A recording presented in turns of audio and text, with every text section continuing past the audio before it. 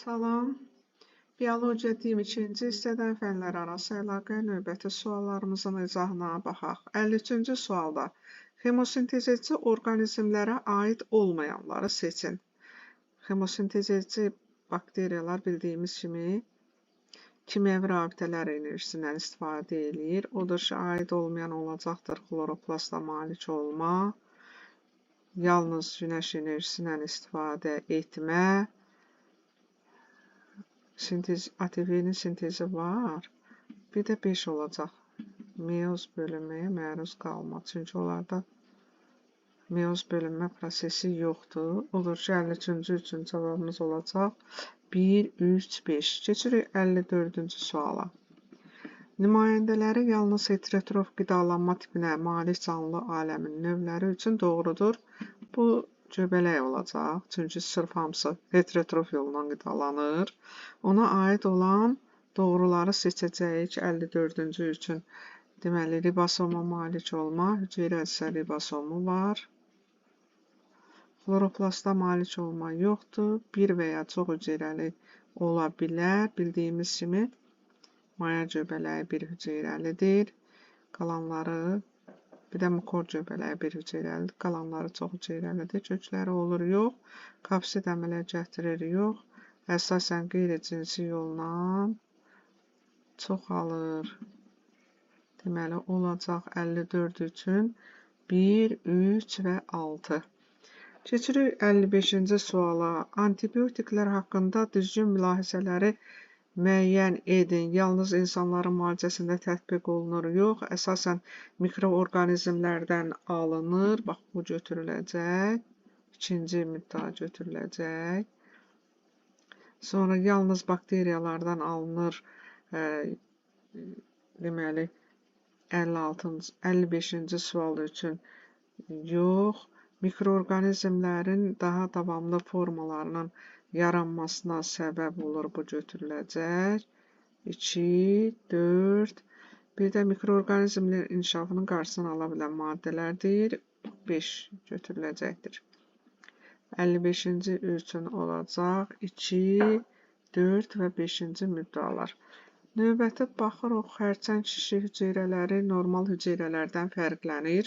Keyfiyyət tərkibinə görə yox, daha çox şəkərdən istifadə etmələrinə görə. Deməli, nüvənin çox böyük və ya çox kiçik olmasına görə. Deməli, nəzarətlə bölünməsi inkişafına görə yox, ilk yarandığı yerdən yayılaraq, bildiyiniz kimi onlar digər orqanlara da metastaz verir. Ona görə, deməli, ilk yarandığı yerdən yayılaraq digər yerlərə rişə və ya kök atmalarına görə 56-cı üçün cavabımız olacaqdır. 2, 3 və 5-ci suallar 57-yə baxaq. Bu gördüyümüz hüceyrə meyoz bölünmənin təsviridir. Meyoz bölünmənin, meyoz birin anafaza şəklidir bu. 2 xromatidli xromosomlar kütübləri çəkildiyinə görə belə deyə bilərik. Şirin su hidrasında şəkildə göstərilən proses müşahidə olunarsa, deməli, xarici qatda əmələ gələn ixtisaslaşmış hüceyrələrin növ sayı artır. Deməli, burada cinsiyyət hüceyrələri əmələ gəlir. Bunu demək olar. Sonra konjugasiya prosesi gedir. Bildiyiniz kimi meyozda konjugasiya prosesi də mövcuddur. Deməli, bax, bu prosesdə konjugasiya gedib. Çünki meyoz birin profazası bundan əvvəldə olur. Ona görə mülk şəraiti əlverişlidir, yox. Cinsiyyətli çoxalma əlverişli olmayan mühit üçün uyğunlaşmadır. Cins sahələr mübadiləsi gedir. Bunu da götürəcəyik. Çünki meyoz bölünmədə cins sahələr mübadiləsi də baş vermiş olur. 57-ci üçün doğru cavabımız olacaqdır. 1, 2 və 4-cü müddəalar. Keçirik növbəti sualımıza. Görək burada nə verilibdir. Növbəti sualımızda 58-ci üçün. Sxemdə göstərilən 4 bitkidən hansına seleksiya işində fərdi seçmə tətbiq olunar? Fərdi seçmə şurlu seçmə növlərindən biridir. Fərdi seçmə bildiyiniz kimi öz-özünə tozlanan bitkilərdə həyata keçir və yaxud heyvanlarda da bunu tətbiq etmək mümkündür. Burada isə bax şərtdə verilibdir erkək çiçək, dişi çiçək, ikicinsi çiçək. Deməli burada bitkilərin təsviri verilibdir. Baxırıq bu birincidə təsvir erkək çiçək, dişi çiçək ayrıdır. Deməli bu olacaqdır bir evli bir cinsli. Bunların çarpaz tozlanması mümkündür. Məsələn, qarğıdalını yadınıza salın. Və yaxud ikincidə erkək çiçək bu erkək bitkidir. Dişi çiçək bu dişi bitkidir. Deməli, erkəkcik, dişicik bir yerdə olan 3 ilə işarə olunan təsvirdədir. Deməli, bunu fərdi seçməyə tətbiq etmək mümkündür. Bildiyiniz kimi, erkəkcik və dişicik bir çiçəkdə olarsa, orada öz-özünü tozlanma gedir. Baxırıq növbəti 59-cu sualda asqarit süfrəsinin insanın orqanizminə düşəndən sonra ağciyərlərə normal miqrasiyası zamanı qanla keçdiyi damarların düzgün ardıcıllığını müəyyən edin. Süfrə bağırsaq venasına birinci daxil olacaq 6. Sonra daxil olacaq qaraciyər venasına. Bildiyiniz kimi bağırsaq venası qaraciyərə gedir. Qapı venası ilə qaraciyərə daxil olur. Sonra 4 olacaq. Sonra bildiyiniz kimi aşağı boş venaya daxil olacaq. Bundan sonra isə deməli ağciyərə getmək lazımdır. Onun üçün ağciyər arteriyasına kiçik qan dövranı vasitəsilə getmiş olacaqdır. Deməli 6, 4, 3, 7 düzgün cavablar olacaqdır. 60-cı sualda toyuğun somatik hüceyrəsində autosom xromosomların sayı 76-dır. İçəyinə keçmək üçün cinsiyyət xromosomları bunun üzərinə gəldiririk. Eləyir 78, içəyin onlarda 78-ə bərabərdir.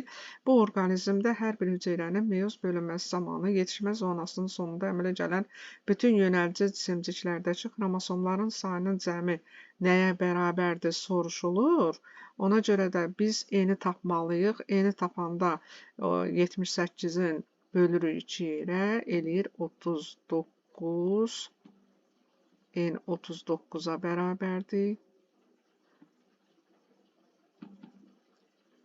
39-a bildiyiniz kimi meyoz bölünmə nəticəsində bir yumurta hüceyrə, 3 ədəd də yönəlici cisimcik yaranır. Odur ki, burada yönəlici cisimciklərdə xromosom sayının cəmi nəyə bərabərdir deyildiyinə görə 39-u 3-ə vurmaqla biz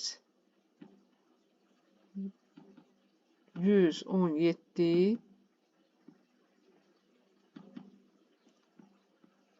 almış oluruq. Bircə dəqiqə.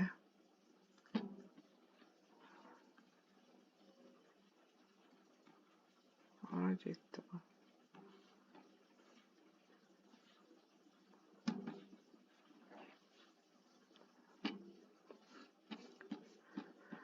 Otuz dokkuzu 3-ə vurmaqla 117 alırıq. Keçirik növbətiyə. Deməli, eni tapdıq, bildik ki, deməli, cinsiyyət xromosomlarının üstünə 2 gəldik, 2 eni tapdıq, 2 eni böldük, eni tapdıq 39-a bərabərdir. Meyoz nəticəsində burada 3 dənə yönəlici cisimcik yaranır deyimlə, bunu vurduq 3-ə 117 almış olduq. İndi 61-ə baxaq. 61-də bəs bu hara getdi? 61-də baxırıq. Bax, burada verib neyron sayı, X cinsiyyət xromosomu sayı, A, autosom xromosomların sayı. İndi bir hüceyrədə bildiyimiz kimi autosom xromosomların sayı insan üçün 44-ə bərabərdir. Ona görə bax, bunu 44-ə bölməklə biz hüceyrələrin sayını tapmış oluruq. Deməli, neyronun sayını tapmış olduq. Neyronun sayı X onda bərabər olacaq da burada deməli bölsək neçə bərabər olacaq görək. 1320-ni 44-ə bölsək X bərabər olacaq 30. X 30 olacaq. X-in qiymətini tapdıq. Cinsiyyət xromosomların sayı soruşulur. İndi bir hüceyrədə 2 cinsiyyət xromosomu olduğuna görə 30-u vururuq 2-yə, 60 tapırıq. A bərabər olur 60. 60. Eyni ilə bax bu damada da baxırıq bu cədvəlin bu hissəsinə. 1760-ı 44-ə bölsək, bu dəfə 40 alacaq. Y bərabər olacaqdır 40-a. Yazırıq bura 40. 40-a bərabər olur. Deməli, cinsiyyət xromosomların sayı yenə deməli 44-ün üstünə XX və yaxud XY gəlsə, 2-ni almış oluruq. Deməli, bunu 2-yə vursaq, 80 dənə cinsiyyət xromosomu olacaqdır, 40 dənə neyronda. Və biz burada bütün qiymətləri tapdıq. B çıxılmış A soruşulur. B çıxılmış A bərabər olacaqdır 20-yə. Əgər 80-dan 60 çıxsaq, 20-yə bərabər olur.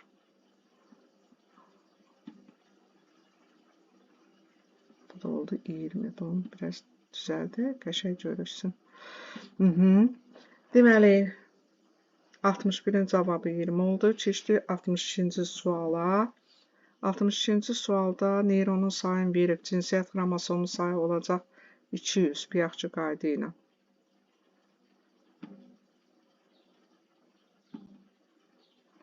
Autosom xromosomunun sayı soruşulur. Autosom xromosomunun sayını tapmaq üçün 100-ü vururuq 44-ə.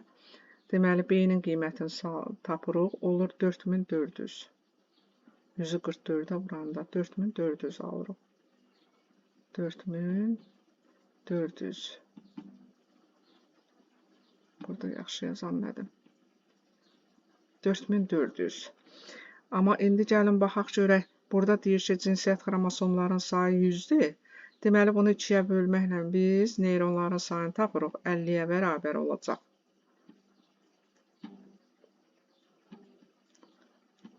X-imizin sayı. Sonra Y-i tapaq burada. Deməli, 50-ni biz vurmalıyıq onda 44-də bir hüceyrədə 44 autosom xromosomu, yəni qeyri-cinsi xromosom olduğuna görə o da bərabər olacaq 2200-ə. 2200-ə.